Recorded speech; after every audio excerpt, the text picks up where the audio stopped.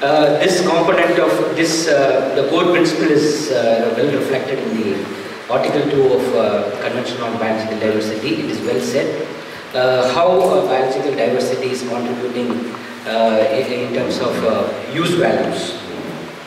And we all also aware, agrobiodiversity. This particular training program is directly targeting that. It's a very important component in terms of interface between diversity and use, human use. In that context, whether it is a crop diversity or animal genetic diversity, forestry, fisheries, and so on. So in that context, it's gaining importance. We all aware, if you look at the roles, not only in terms of agriculture and also in terms of our livelihood perspective, wide range of benefits that we reap from the agrobiodiversity in terms of food security or income security or sustainable intensification and diversification and minimizing risk in terms of climate risk or economic risk, disease management and so on. It has a wide portray of benefits that we receive from agrobiodiversity. And this is well, if you look at from that perspective, in terms of natural environment, even in our constitution as well, it's enshrined in the Article 51A, and it is our duty, it's a citizen's duty, responsibility in terms of conserving environment. If we talk in that sense, and of course the biodiversity is well fitting in the context of environment. We are talking about ground level diversity and also in the context of global climate change. So in that framework, in our constitution, it's well enshrined, and it's our responsibility, individual citizens' responsibility to conserve this germ plasm. And we all aware in 1992 Rio de Janeiro, in the popular World Health Summit, we are all, our country is committed as a party of CBD, and there are about 193 countries they have signed. As a consequence of that, India has enacted some law, which with that I will come a little later. And this CBD, it enshrines three basic principles: conservation of biological diversity, it includes agrobiodiversity, and sustainable use of its benefits, and fair and equitable sharing of benefits. That is where we actually have an interface between conservation and sustainable use. And also, benefit sharing with the local communities, benefit sharing appropriately through research and development, R&D, and so on.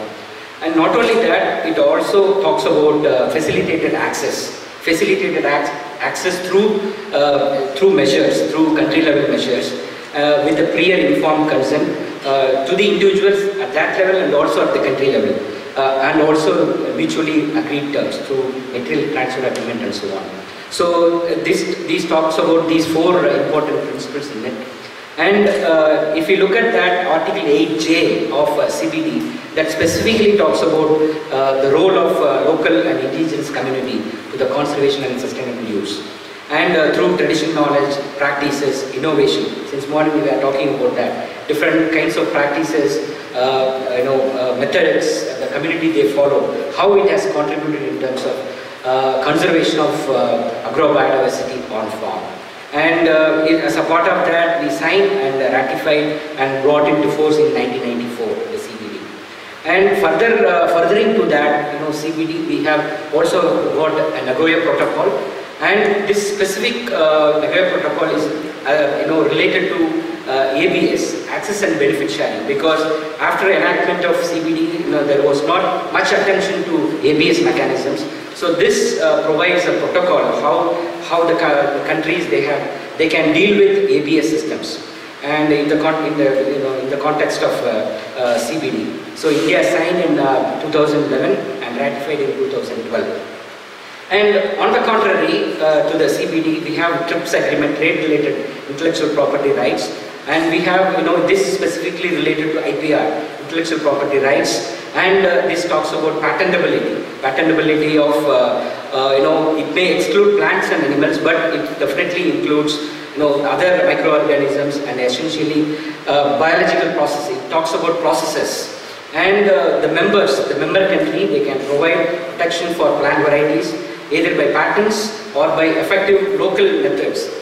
sui generis system through law, enactment of law, and also by these two methods, both by patents as well as enacting the sui generis system at the country level.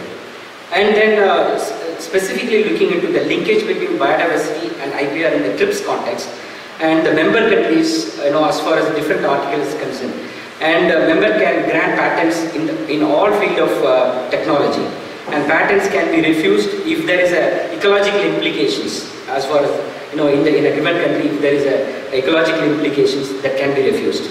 And the patent can be refused for plants, animals, and essentially biological processes for production of plants and animals, but for the microorganisms and non-biological biological processes for production of plants and animals. And the member countries also grant protection for plant varieties, either by patents or by sui generis system, which is what the India has enacted Protection of Plant Variety and Farmers' Rights Act later on.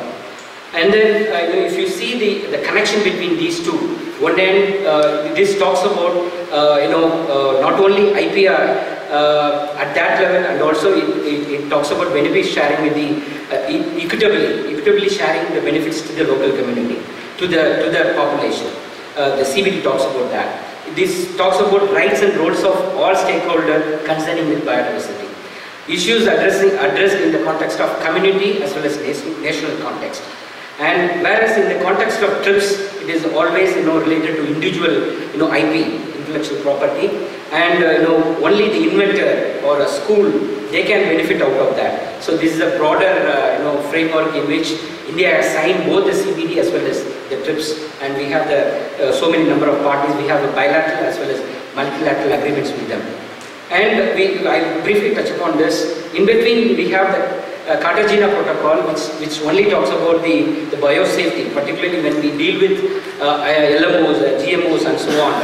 Looking at the biosafety, in that context, since we deal with agrobiodiversity, lot of discussion and debates on GMOs and so on. So this regulates biosafety protocol in the country. India also have signed for this. And we have one more treaty, international treaty we complied with. It is related to ITPGFRI, International Treaty on Plant Genetic Resources for Food and Agriculture. And as a consequence of that, this is in relation with CBD, and now we have provision in terms of multilateral system. This particular treaty is targeting the food security of the global community. There is a need for sharing of materials. There should not be any barrier. There should be a free transfer of material through policies and so on. So under the multilateral system, we have 35 genera of 29 genera of forage crop, and also the other 35 crops related to food crops. Now it is on board, and through the multilateral system, we can exchange material through the CGR system across, and this can be used for information in the area of information exchange, technology transfer, and capacity building and commercial development. So as a consequence of these four, CBD, TRIPS, Cartagena Protocol, and Nagoya Protocol, in this context, India has enacted two important legislation related to Biodiversity Act. We are all aware we have National Biodiversity Authority based in Chennai, and we have three-tier systems of operation: NBA, State Biodiversity Board, and Biodiversity Management Committee to operate and regulate. And the other, specifically one slide is related to that. We have many provisions linking to research, linking to biosurvey and bioutilization, commercial utilization, and related to IPR, and transfer of research results to external parties, bilateral or multilateral, and also third-party transfer of already associated biological resources and knowledge. And this can be governed, regulated at two different levels, at the NBA level and also at the State Biodiversity Board level. So many of us, as a research scientist, we deal with NBA, National Biodiversity Authority, and State Biodiversity Board. We have to go through different processes, and the NBA has come up with different formats to comply with the regulatory procedures. And I'll stick on a few slides related to IP. When we talk about IP, it is related to fixed period, and for manufacturing or using or selling. For that matter, a research scientist or a research team, they can come up with, and it is a signal to the society that that is creativeness and inventiveness of ideas that needs to be rewarded. So for that, it is aligned with the TRIPS agreement, and at the ground level, individual researchers, their contribution in terms of IP needs to be rewarded. And at the international level, we are all aware, since long back in 1961, we have UPO, International Union of Protection of New Plant Varieties. All the breeders, they fall in this line, and many countries, different point in time, they have joined. If you look at the last bullet, the Belgium is the one in 1961. They have actually come up with and followed by several countries. And even in India, if you look at the IP related acts, you have so many acts like Patent Acts, Indian Copyright Acts, and so on. Finally, relating to crop diversity, we have these two things, agrobiodiversity, these two things. One is related to protection of plant variety and farmers' rights.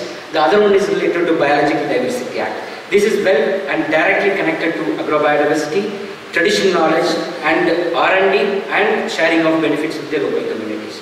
And if I'll move on to the how we have converged this all international treaties India has signed with, and how we have pulled the essence of all that in the protection of plant variety and farmers' rights act.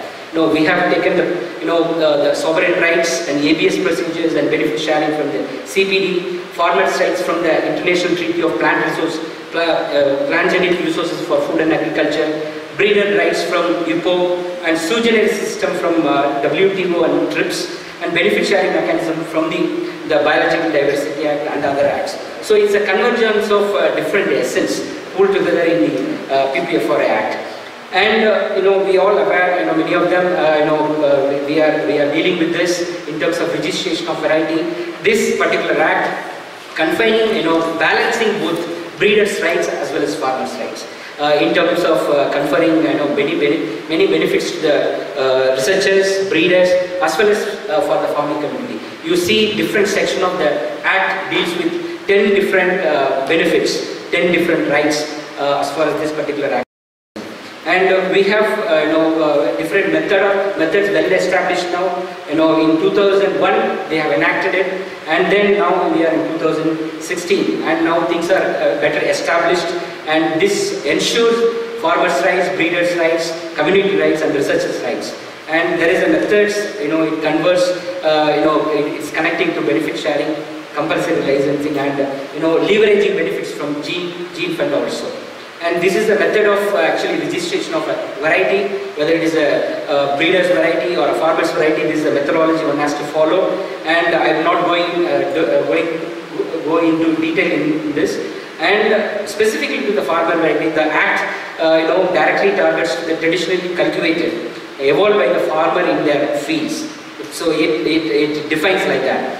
And in case, and also not only that, a wild relative or land races or a variety about which farmer possesses the knowledge over a period of time. These two aspects are very critical in our context, and these variety can be labeled as a farmer's variety and get forwarded for registration. And again, in terms of farmers, whom should be called as a farmer? The farmer can be those who own the land and cultivate, or they lease the land, they cultivate, or they source the material from the forest. So these three dimensions are here. They cultivate in their own farm, they lease out or engage for others to farm, or they source material from the wild resources. These people are called as a farmer as far as this act is concerned. And through this act, now we have almost 10 or 11 different groups of crop species now notified for registration, and applications being received for new variety, extend variety, farmer's variety, essentially derived variety, and so on. And based on that, the certificate is through the process, which I haven't explained that there is a process of registration right from sending the seed and then get evaluated through the dust characterization procedures, assigning with the assigned research institutions, then get notified and then get rewarded. So that's the method they follow. And if it can happen, then the originator of knowledge and material individually and also the collectively, they can source, they can get benefits from the National Gene Fund. There is a mechanism is implied in this particular act. And also the PPFRA based in Delhi, they have also notified 22 agrobiodiversity hotspots across the country. Here we have in 21, we are in Malabar region, and there are like that, across the country. They have identified using a methodology, wherever diversity is there, wherever the high level of threat, the reason, the driver for threat is there, they have notified certain places where people are now working on that. And then in terms of plant genome savior awards, and at 3 levels the farmers are being recognized. At the community level, farmers are getting the genome savior award at the community level, and also at the farmer level, individual farmer they are getting it, and also as a part of recognition. Group of people, they are being recognized as a group award. Now farmers are almost getting 10 lakh rupees for contribution of their material as well as knowledge. Here we need to understand, one end the farmers are getting recognized, other end material and knowledge is available with the R&D system. So a kind of a win-win situation the PPFRA Act actually provides us. And the final one is related to the major, these are the 2 major bodies in the country. Of course, we are also dealing with ITPGFRA, which I am not dwelling on that, but specifically to the BDA and PPFRA. These are the critical deviations. Benefit sharing under BDA is wider and covers both flora, fauna and microorganisms as far as BDA Act is concerned. In case of PPFRA, it is limited only to the registered plant varieties only. And benefit sharing is compulsory as far as BDA is concerned, because there is a regulatory procedure and externality, they have to get it approved through the NBA, and there is a mechanism for getting benefits. And in case of PPFRA, and it is initiated based on the claim. It could be a farmer or a researcher. It is based on the claim they can get rewarded. I think I stop here, and my colleagues will also contribute, then later on we'll have a discussion. Thank you.